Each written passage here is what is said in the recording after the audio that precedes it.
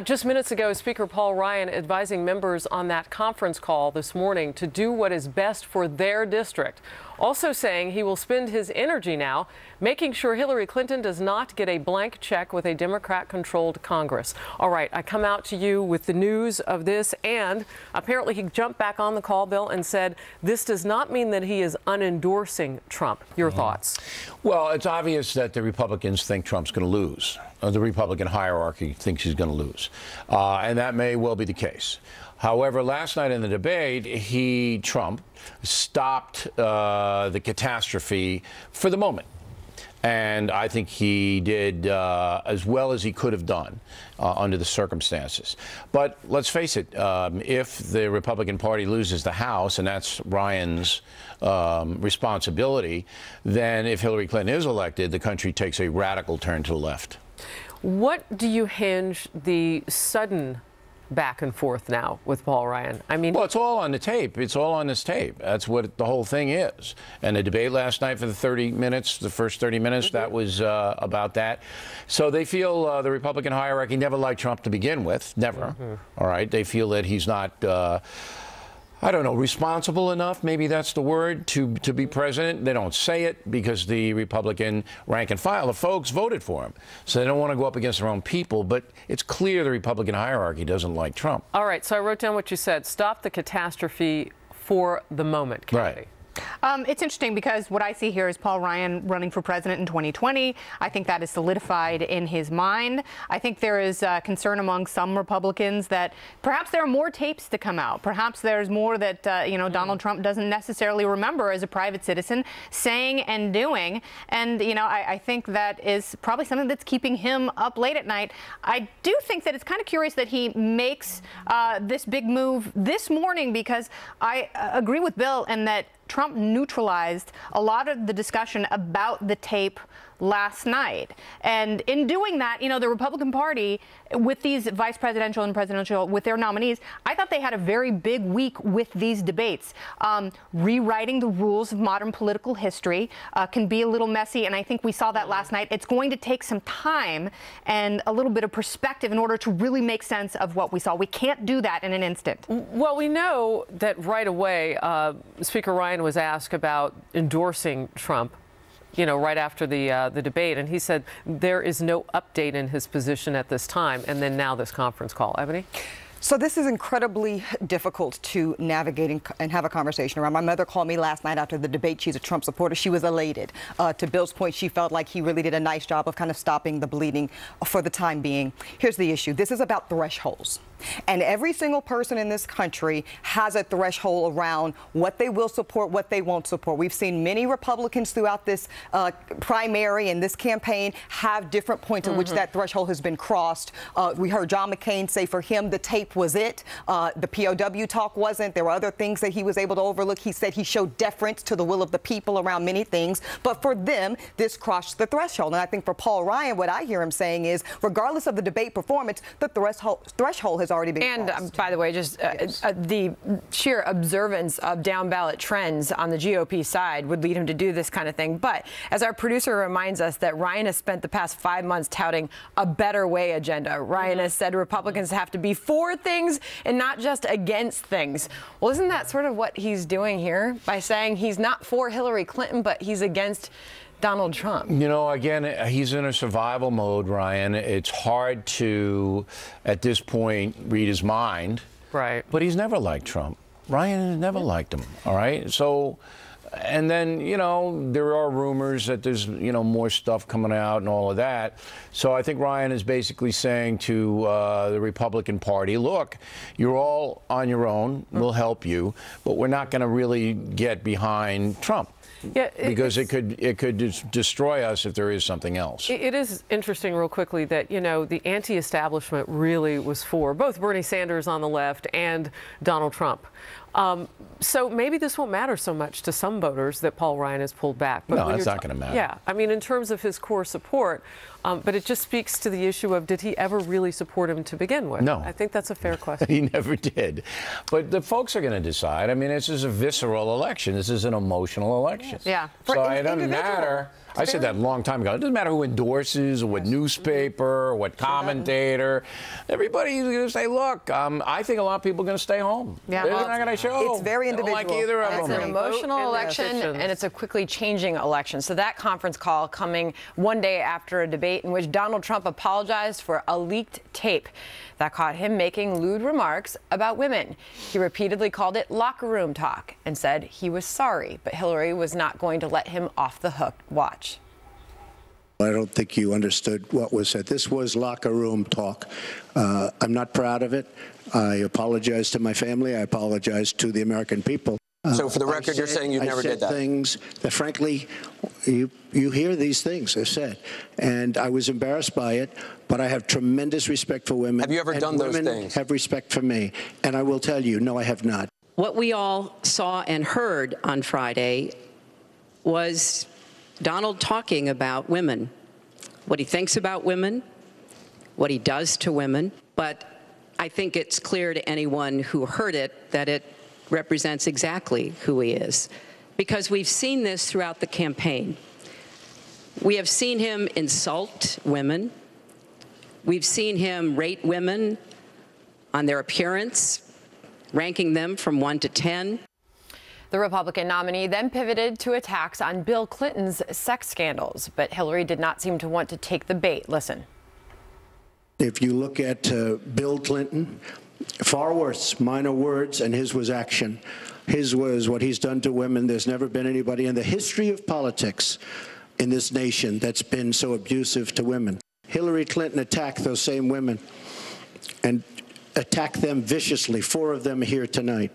One of the women, who is a wonderful woman, at 12 years old, was raped at 12. Her client, she represented, got him off, and she's seen laughing on 2 separate occasions, laughing at the girl who was raped. That so much of what he's just said is not right, but he gets to run his campaign any way he chooses. He gets to decide what he wants to talk about. Instead of answering people's questions, talking about our agenda.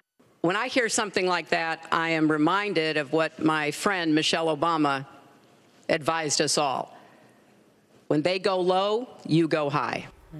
That was quite a moment last night. So, Bill, what did you make of Donald Trump invoking Bill Clinton's past, not just with his words, but as he just mentioned, those accusers were in the audience. He sat them front row with members of his family, among them Paula Jones, Juanita Broderick. We have an image there. Your thoughts?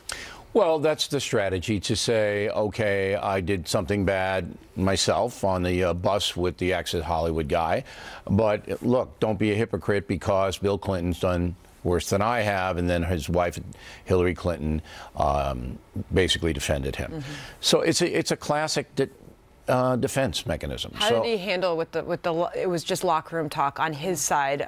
Well, what else is he going to say?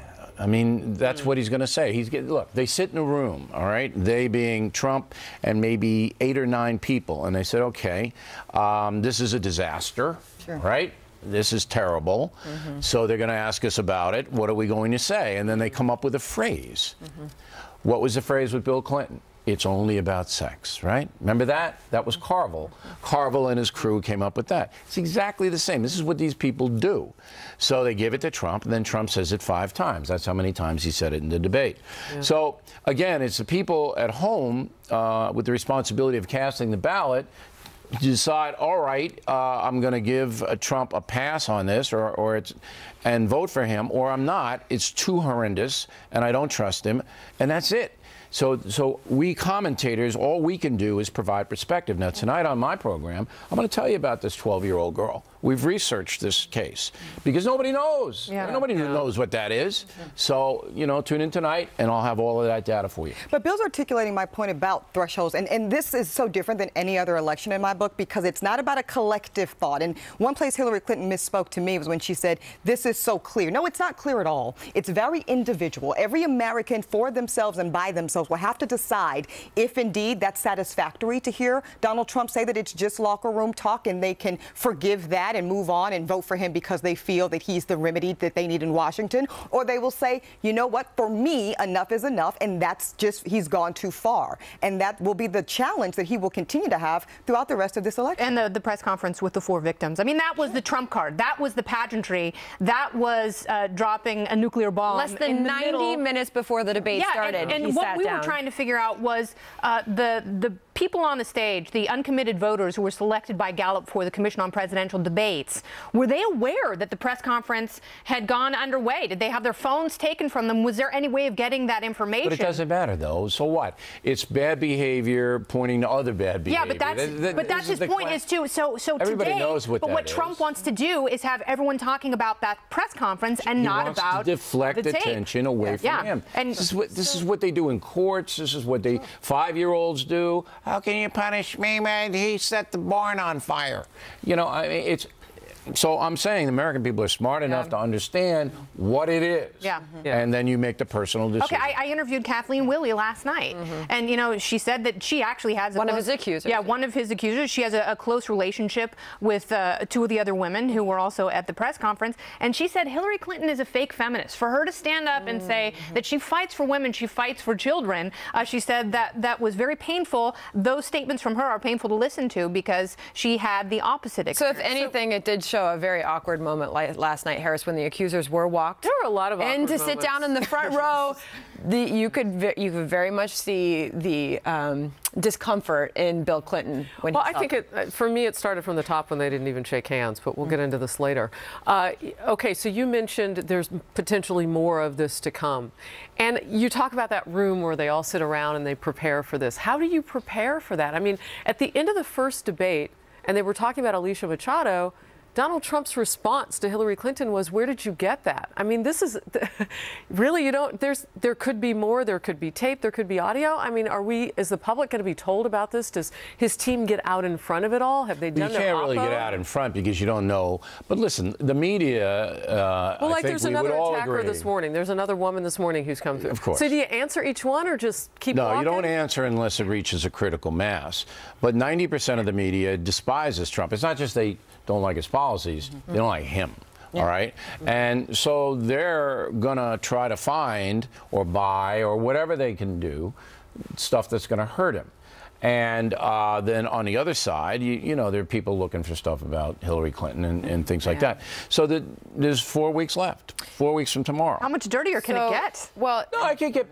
Look, I mean, Trump is a rich guy who pretty much did what he wanted to do for decades. 40 years. Yeah. Okay. And so there could be stuff. We want to get this in because this latest NBC Wall Street Journal poll taken Saturday and Sunday before the debate happened last night, showing Hillary Clinton now with an 11-point lead nationally over Donald Trump. Yeah, I mean, that's predictable. That'll shrink after the debate. But Mrs. Clinton has a firm lead, and I would say the odds are that she will win the election. The third debate, you know, that means something. But right now, the secretary's in front. There's no doubt. Do you put the odds different now than you did in the past? Oh, sure. You know, this tape really hurt Donald Trump. I mean, you know, it's one of these things where you sit at home and the people go, "Who's worse?" It's not. I guess I asked that. That's what it's come to at The this reason point. that I asked that is because the news of him saying things like this is not necessarily new. Is it just that it got caught on tape? Yeah, it's tape. Of course it is. Sure. They heard his voice saying and the language is stark. Yeah. Okay? And the attitude. Right. And you know, the New York Times printed that whole thing on page 1 with all the 4-letter words and all the other things.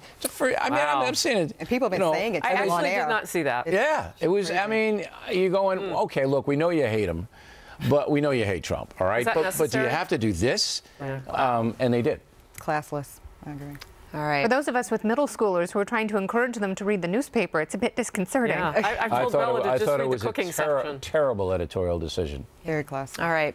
Some are calling it the ugliest debate ever for reasons which we just mentioned, the insults between Donald Trump and Hillary Clinton and the impact their rhetoric could have on voters, and Hillary Clinton defending her paid speeches to Wall Street firms after the latest dump from WikiLeaks. how her reported comments on public and private positions on some issues could affect her trustworthiness. We'll discuss.